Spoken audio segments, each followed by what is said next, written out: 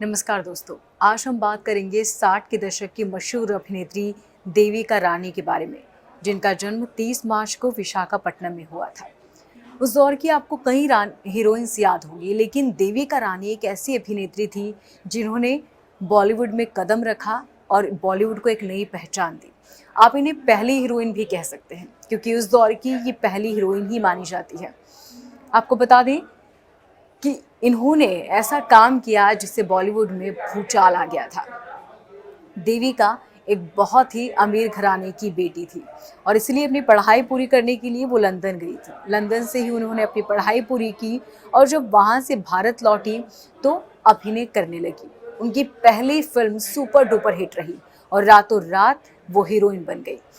उसके बाद उनकी मुलाकात हुई हिमांशु से मुलाकात हुई और साथ में दोनों ने फिल्में की।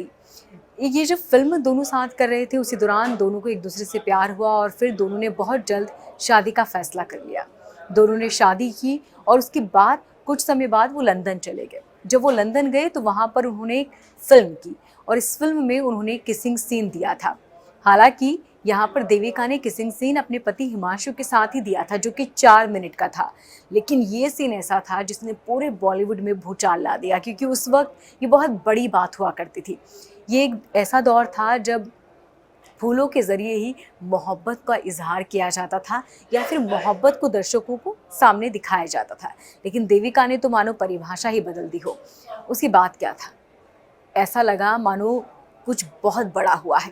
हर जगह उन्हीं की बातें होने लगी।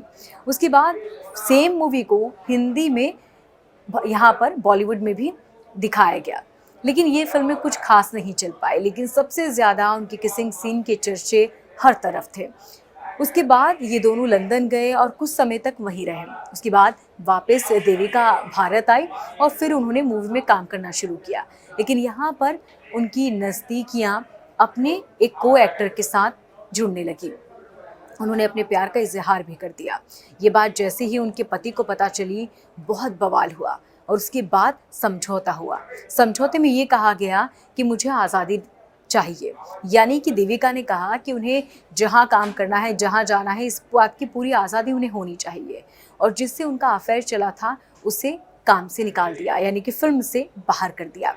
इसके बाद उन दोनों के रिश्ते तो थे, यानी वो पति पत्नी तो थे, लेकिन फिर भी नज़दीकियाँ उनके बीच बिल्कुल नहीं थी। वो दोनों आपस में बातचीत भी नहीं करते थे।